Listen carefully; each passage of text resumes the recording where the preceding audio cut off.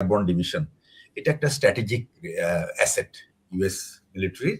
82nd airborne division এবং 101 air assault division, এই দুটো ডিভিশন আমার সুযোগ হয়েছিল দুটো ডিভিশনেই যাওয়ার, এবং সেখানে আপনার এদের এদের যে নিরাপত্তা সেটা কিন্তু আপনার ইভেন পেন্টাগনের থেকেও কঠিন। এদের হেডকোয়ার্টারে 82nd এয়ারবর্ন ডিভিশনে আমার একটা 1993-94 সালে আমি ভিজিট করেছি সেখানে, এবং আমরা এক্স্যাক্টলি জানতে পেরেছি। এবং ওদের কাছে কিন্তু সবসময় স্ট্র্যাটেজিক প্ল্যানগুলি একবারে মনে করেন যে প্রি প্ল্যান্ড যে অপারেশনগুলি সারা পৃথিবীর সব জায়গায়। তার আগে আমি একটা জিনিস বলে রাখি যে ইউএস, সবাই অনেকেই প্রশ্ন করে যে ইউএসএ কেন এইদিকে ওইদিকে এত তাদের সৈন্য পাঠায় কেন এখানে ওখানে। ইউএস আর্মির মিশন যেটা, যেমন মানে আমাদের আর্মির মিশন যেরকম থাকে যে আমরা হলাম to ensure sovereignty, territorial sovereignty of the country, territorial security and sovereignty of the nation. তাদের কিন্তু মিশনটা হলো to protect US interest anywhere in the world. This is their mission statement. অর্থাৎ পৃথিবীর যেখানেই তারা মনে করবে যে এটা তাদের স্বার্থের হানি করতে যাচ্ছে কেউ, বাস তারা সেখানে গিয়ে হাজির। এই জন্য সারা পৃথিবীতে কিন্তু তাদের প্রিপোজিশনাল ফোর্স আছে, এবং এই ফোর্সটা কি করে, pre loaded in the ship, এবং বিভিন্ন রকম হটস্পটে এগুলি মানে অবস্থান করতে থাকে, এবং প্রয়োজন অনুযায়ী এই যে পৃথিবীর পরিস্থিতি অনুযায়ী হটস্পট পরিবর্তন হয় এবং তাদের লোকেশনে পরিবর্তন হয়। এইটাই হলো অ্যাকচুয়ালি আমেরিকান আর্মি। তো আমেরিকান আর্ম ফোর্সেসের যে ক্যাপাবিলিটি সেটা বর্তমানে আমি বলবো 2008 সনের হিসাব অনুযায়ী সেটা হচ্ছে যে সারা পৃথিবীর আর্ম ফোর্সেসকে যদি একদিকে রাখা হয়, তার সেই আর্ম ফোর্সেসের 17 times bigger is as by power, fire power and capability US army. তো এই এত বড় আর্মি কেন দরকার ছিল? এই আর্মিটা অ্যাকচুয়ালি তৈরি হয়েছে কোল্ড ওয়ার পিরিয়ডে, এবং এটাকে সোভিয়েত রাশিয়াকে থ্রেট ধরেই কিন্তু এটা তৈরি হয়েছে। তো সোভিয়েত রাশিয়ার থ্রেট যখন 91 সালে চলে গেল, তখন কিন্তু দুটো প্রজেক্ট দেওয়া হয়েছিল, হার্ভার্ডে দুটো প্রজেক্ট নেওয়া হয়েছিল যে এই আর্মিকে আমরা কোথায় ব্যবহার করব, এটা কি, এটা হাউ ডু উই অ্যাকচুয়ালি এই ডিফেন্স ইন্ডাস্ট্রি কিভাবে বাঁচবে, আর এই সেনাবাহিনী বা সশস্ত্র বাহিনী কিভাবে বাঁচবে। তখন তার এই প্রজেক্টের আউটকাম হলো ক্ল্যাশ অফ সিভিলাইজেশন। আমি জানি না এই বইটার নাম আপনার নামটা শুনেছেন কিনা। এই ক্ল্যাশ অফ সিভিলাইজেশনের থিমটা হলো যে পৃথিবীতে এখন আর এইরকম আমাদের আমেরিকান আর্মিকে মোকাবেলা করার জন্য এইরকম কোনো আর্ম ফোর্সেস নাই। তো এখন কথা হলো আমেরিকান আর্ম ফোর্সেস কোথায় ডিপ্লয়েড থাকবে। তো আগামীতে পৃথিবীতে যে এই সিভিলাইজেশন বা সভ্যতার একটা যুদ্ধ শুরু হবে। সেই সভ্যতার যুদ্ধ কি? We versus they. পৃথিবীটাকে দুই ভাগে ভাগ করে। একটা হলো উই কারা, the west and western culture, আর দে কারা, রেস্ট অফ দ্য ওয়ার্ল্ড। এই দের মধ্যে আবার দুটো ভাগ আছে, একটা হলো কনফিউশিয়াস কালচার আর একটা হলো ইসলামিক কালচার। এবং এই প্রজেক্টের থিম হলো যে ইউএস আর্ম ফোর্সেস এমনভাবে ব্যবহার করা হবে যেন কখনোই এই কনফিউশিয়াস কালচার আর ইসলামিক কালচার যেন একটা শক্তি না হয়।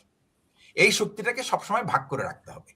এবং আপনি দেখবেন একটা জিনিস যে এই যে আমরা টেরোরিস্টদের 9/11-এর পরে যে অ্যাটাকগুলি হয়েছে, আপনাদের খেয়াল আছে কিনা জানি না, পৃথিবীতে কিন্তু কোথাও কোনো চাইনিজ ইনস্টলেশনের উপরে কিন্তু মুসলিমরা কিন্তু কোনো সময় টেরোরিস্ট অ্যাটাক করে নাই। কেন?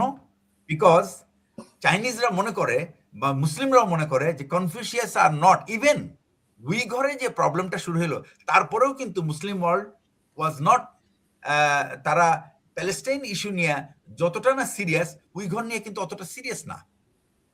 এই যে একটা, এবং আমেরিকানদের, এবং এখন আমেরিকানদের নেক্সট প্রজেক্ট হইল, তো মুসলিমদের সাথে চাইনিজদের ঝগড়া বাঁধানো যাবে কোথায়? Where is the place they are closely linked? কোন জায়গাটায় ফিজিক্যালি যে চাইনিজ এবং মুসলমানরা একসাথে connected, and that is in Afghanistan and Pakistan. তো হলো কি যে 9/11-এর পরে আপনি দেখেন যে উসামা বিন লাদেন করলো অপারেশন, সে হলো সৌদি নাগরিক, কিন্তু আমেরিকা অ্যাটাক করলো কোথায়?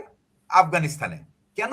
দে want to take the conflict closer to Chinese and Afghanistan border. এবং সামহাও যদি চাইনিজদেরকে ইনভলভ করা যায় তাহলে চাইনিজ এবং মিলিটারি মুসলিমদের মধ্যে যে ক্ল্যাশ হবে, that's what they will enjoy. এটাই হলো the purpose of that project. ওই প্রজেক্টটা ছিল, নামটাই ছিল এটাই। আচ্ছা, এখন আসেন 82nd এয়ারবর্নের ব্যাপারটা কি। এই 82nd এয়ারবর্ন এবং 101 এরাসোল যে ডিভিশন, এই ডিভিশনটার যে রিডিজাইনড মিশনটা হলো, এই মিশনটার যে এটার কম্পোজিট ফোর্সের নাম ছিল RDF, র্যাপিড ডিপ্লয়মেন্ট ফোর্স।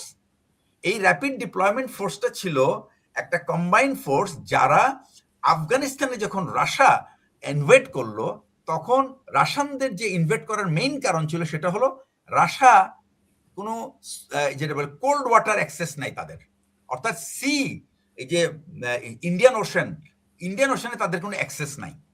এই ইন্ডিয়ান ওশান অ্যাক্সেসের ক্লোজেস্ট প্লেস হলো আফগানিস্তান। আফগানিস্তানে যদি তারা পৌঁছাতে পারে তাহলে দে ক্যান রিচ আপ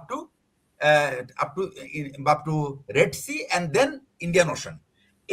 এই উদ্দেশ্যেই কিন্তু রাশিয়ানরা কিন্তু আফগানিস্তানে আসছিল। আসার পরে তারা হিসাব করলো যে আফগানিস্তান থেকে যদি এই সি পর্যন্ত আসতে হয় তাহলে রাশিয়ানদের সময় লাগে প্রায় 7 দিনের মতো।